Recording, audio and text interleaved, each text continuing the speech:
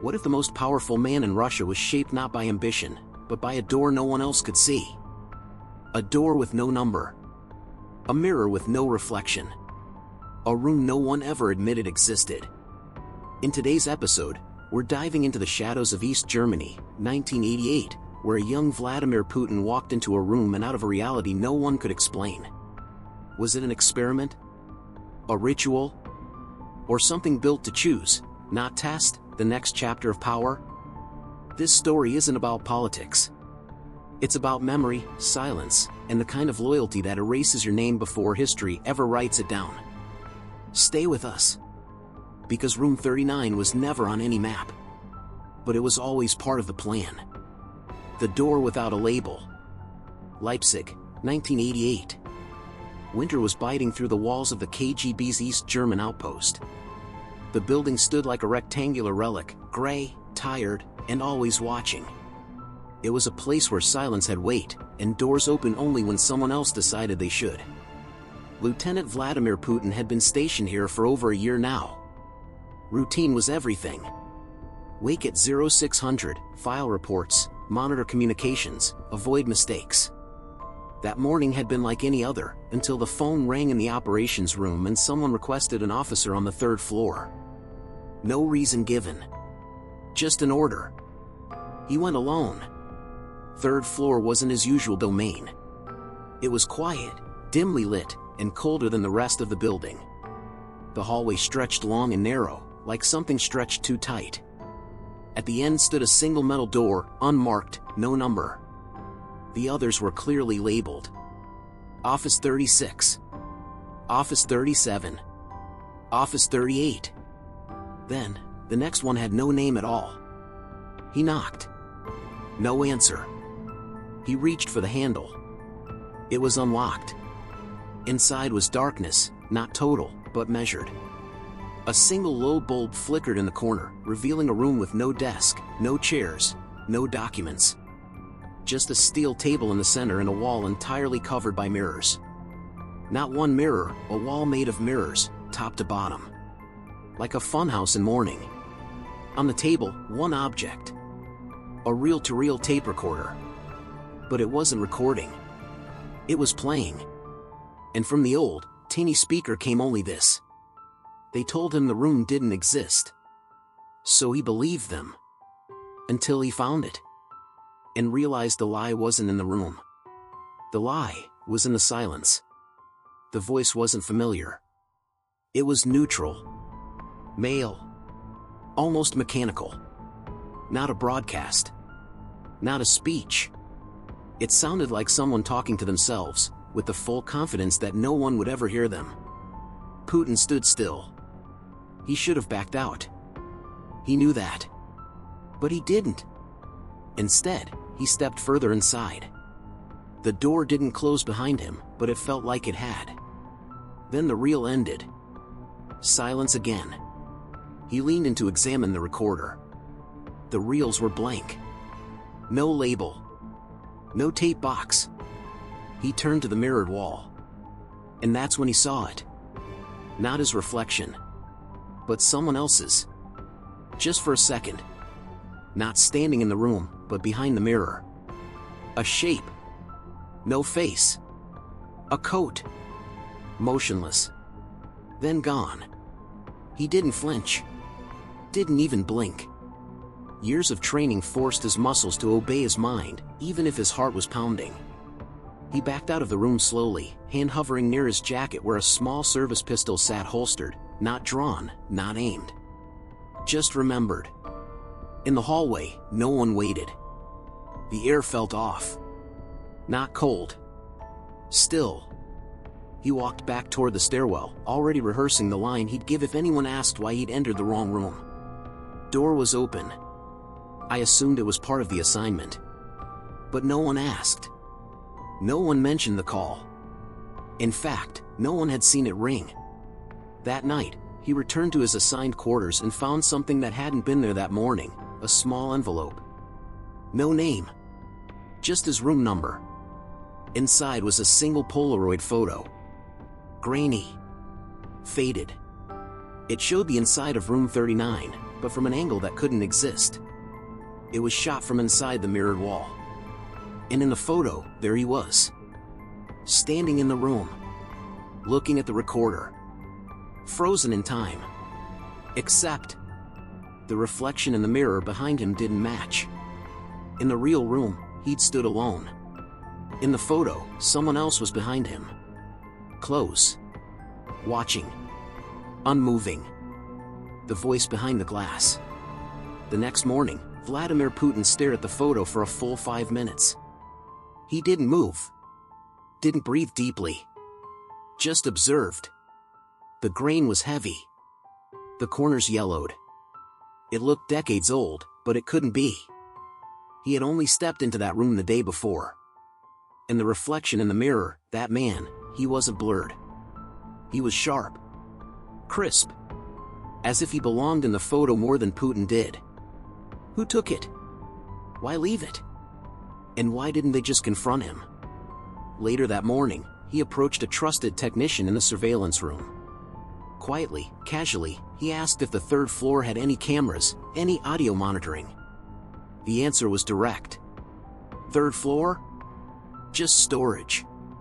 Nothing's wired. Never was. Putin nodded, thanked him, and left. But he knew the man was lying. Not because of how he said it, but because of what he didn't ask. No curiosity. No confusion. Like he'd rehearsed the answer before the question even arrived. By midday, Putin made his decision. He returned to the third floor alone. This time, the hallway felt different. Not emptier, watched. Like the walls had memories and they were deciding whether to keep his secret. The door to room 39 was closed. But locked. This time, no access. He stood there for a moment, listening. Nothing.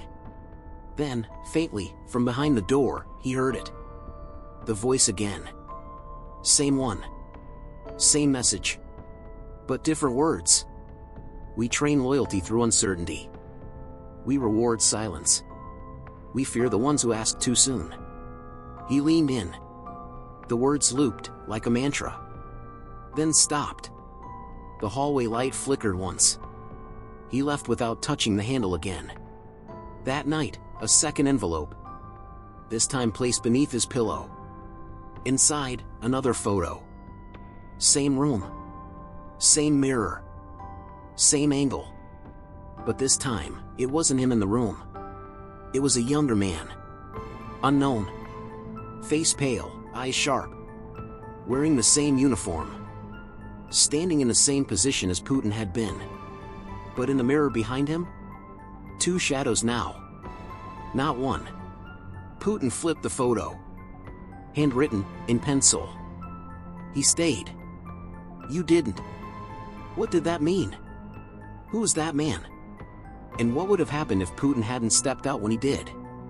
Sleep didn't come easy. He lay awake, watching the ceiling like it might speak. The next day, he tried something unorthodox. He approached an archivist, quietly requesting any personnel files linked to storage use on third floor, Office 39. The archivist squinted. There's no Office 39, she said. There's 38, and then admin supplies start at 40. No, between them. She shook her head. That door's welded shut. Hasn't been opened in years. Putin left without responding. Back in his quarters that night, the envelope returned. But this time, it was heavier. Inside, not a photo. A cassette tape. Hand-labeled. 39, external initiation. He didn't have a player in his room. But he knew who did. He went to the communications archive, late, when most were gone, and used a portable tape machine. He put on the headphones. Pressed play. No voice this time. Just sounds. Breathing. Footsteps. A match strike. Silence. Then the voice returned. To remember what never happened is the final stage of loyalty. Then, laughter. Low. Controlled. Not amused. Confident. And then a sound he recognized, his own voice. Not current. Younger. He was speaking. Saying nothing of importance. But it was him. He had never recorded it. Never spoken on any training tapes. And yet, there he was. On tape. Inside a file he'd never made. Putin sat frozen, headphones still on, tape spinning to silence. This was no ordinary test. This was a story being written with his presence, not his actions. And someone, somewhere, was already turning the page. The page with no ink. By the third night, Vladimir Putin stopped asking himself whether he was being watched. He started asking why they wanted him to know he was being watched.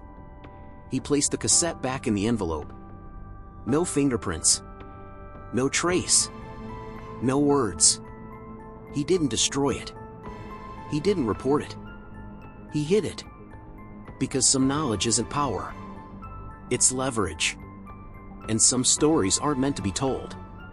They're meant to be carried. That morning, everything looked normal. But nothing felt that way. In the cafeteria, the same staff. In the hallways, the same footsteps. But as he moved through the building, he noticed small things. Someone had polished the third-floor doorknob. The light above room 39 flickered with a different rhythm.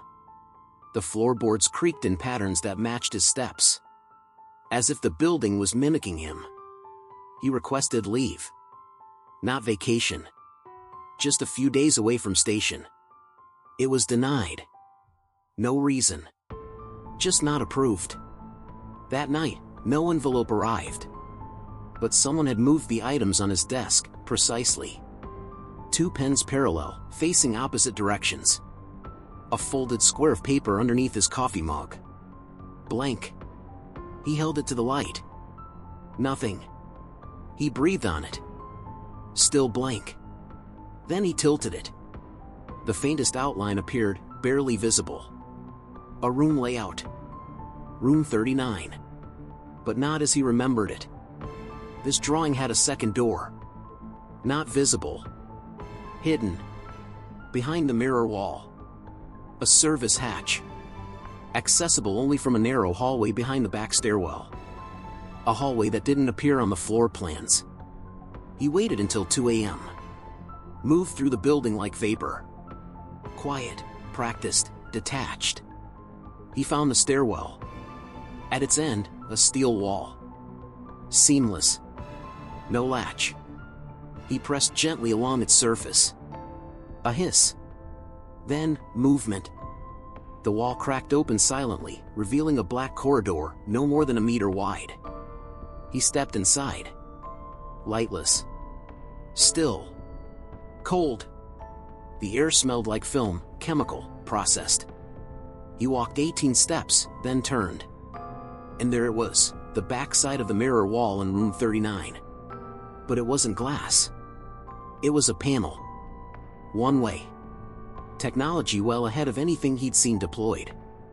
And behind it, chairs. 5 of them. All empty. Facing forward. Like a classroom with no students. A camera sat mounted behind the center chair, pointing into the mirror. Toward the room. It had been recording all along. He scanned the walls. Racks of old magnetic tape, none labeled. No filing system. Just dates. But not dates in order. 1972. 1973. 1974. 1975. Time meant nothing here. He reached for one, instinctively, marked, Candidate VP. He held it to the light. It was old. Worn. Slightly melted at the edges. This had been used. More than once. He put it back. Something else caught his eye, a folder. Not a file, a hand-bound folder, sealed with wax. No label. Just a symbol on the front. A triangle with one side open. Inside, page after page of blank paper. But on the last page, typed faintly. You have now seen more than most who lived.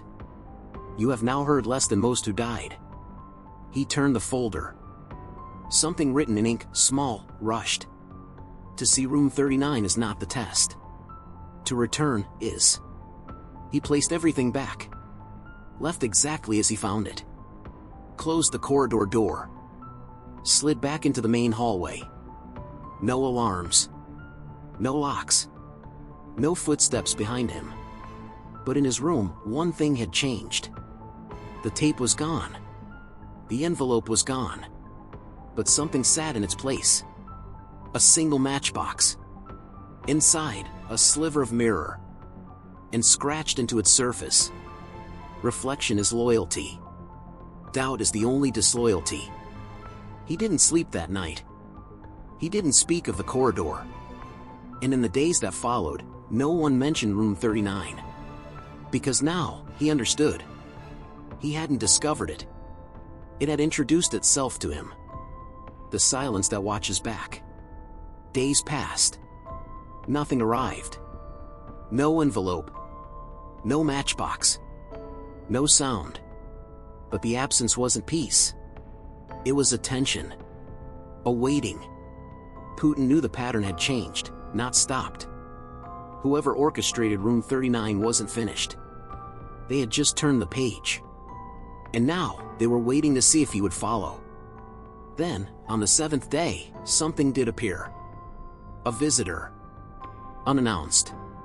Unscheduled. An officer, older, precise, and quiet, entered Putin's office with a folded document and placed it face down on the desk. He didn't speak. Didn't wait. Just walked out. The document was unsealed. One page. Typed. Request, voluntary observation duty, black program, tier 4, internal ethics monitoring. Location, undisclosed. Duration, variable. Status, pending subject's acknowledgement. At the bottom, a space for signature. No instructions. No explanation. Just a blank space. And below it, in faint ink, you are not being tested anymore. You are now watching the test. He didn't sign. Not immediately. He read the document again. Not to understand it, he already did. But to remember how it made him feel. Invisibility wasn't punishment. It was promotion. By nightfall, the document was gone. No one asked about it. 2 days later, he was summoned to the building's underground briefing room. Not the usual level, below the archives. A level not marked on the elevators. He was escorted by the same silent officer. No words exchanged. They walked a hallway with doors every 6 meters. Each door was numbered, but the sequence made no sense. Room 17. Room 39. Room 22. Room 3. Room 40. He stopped outside room 39. Again.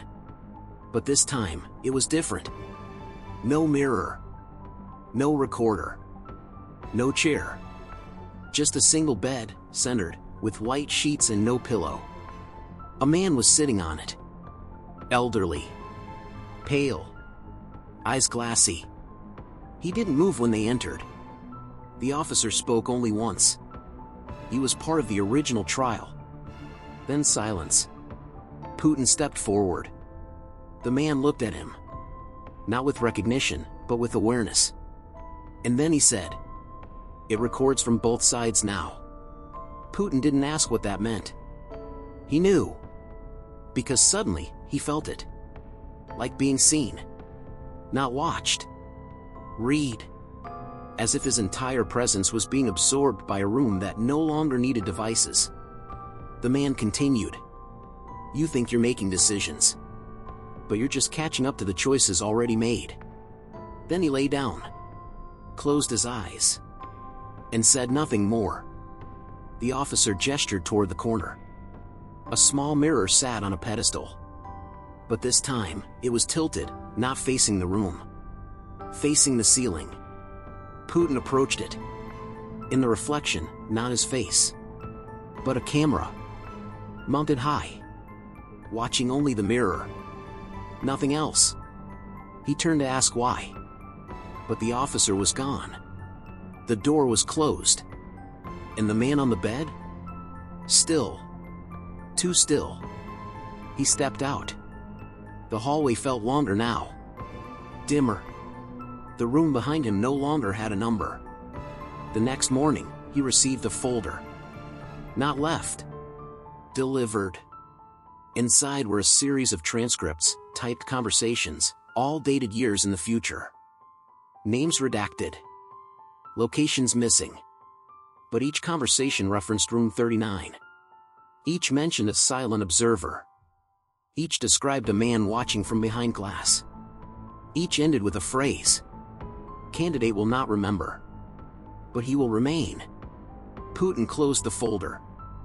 There were no instructions. Just one line, underlined in red. The silence that watches back, listens better than men. What room 39 was always for. By the end of that week, Vladimir Putin no longer saw room 39 as a place. It was a pattern. A ritual. A filter. Something, or someone, had been measuring not just his actions, but his silences. Every time he said nothing, every time he chose not to ask, not to report, not to question, he passed. And now, he understood. Room 39 wasn't a test of loyalty. It was a confirmation of usefulness. The final signal came in the form of a transfer. No warning. Just a sealed envelope in his drawer, stamped with 2 letters, SV. He opened it. No location. No position. Just a flight itinerary and a hand-drawn map with 3 red XS. He packed light. No one said goodbye. Because no one knew he was leaving. And maybe, no one ever knew he had arrived. On the plane, he sat beside a man who didn't speak. They exchanged no looks. No nods. But when the coffee was served, the man passed Putin a napkin.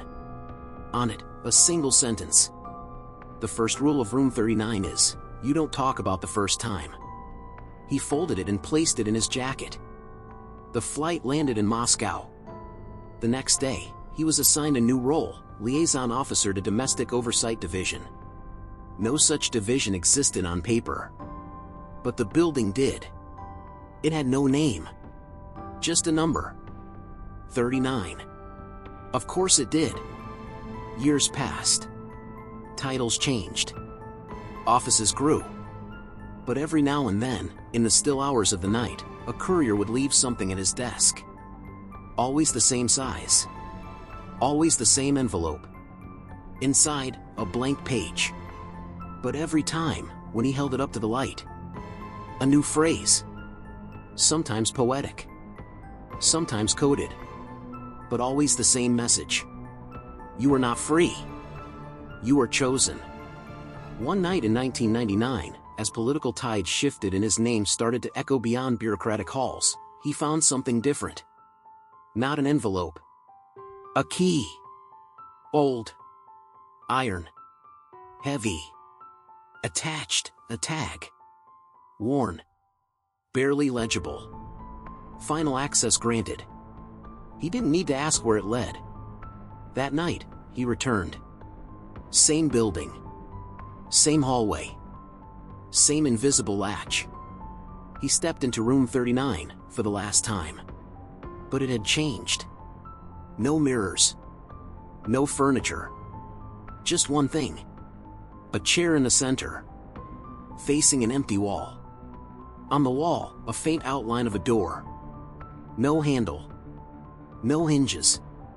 Just a shape. He sat. Waited. Nothing happened. Not for minutes. Not for hours. But he stayed. Until finally, the wall flickered. And the outline became a screen. His own face appeared on it. But not Liv. Younger. Standing in room 39. Watching a reel-to-reel tape recorder. Just like the first time. But in the footage, he turned to face the mirror and smiled. He had never smiled that day. He had never looked directly into the glass. Which meant this footage wasn't a record. It was a design. A map of who he had become. And then, a line of text appeared on the screen. You are not the one who found room 39. Room 39 found you. The screen faded. Lights dimmed. Silence returned. But this time, it didn't feel empty. It felt complete. Years later, when people asked how Putin rose so quickly, how he held control so tightly, they speculated. Was it luck? Was it strategy?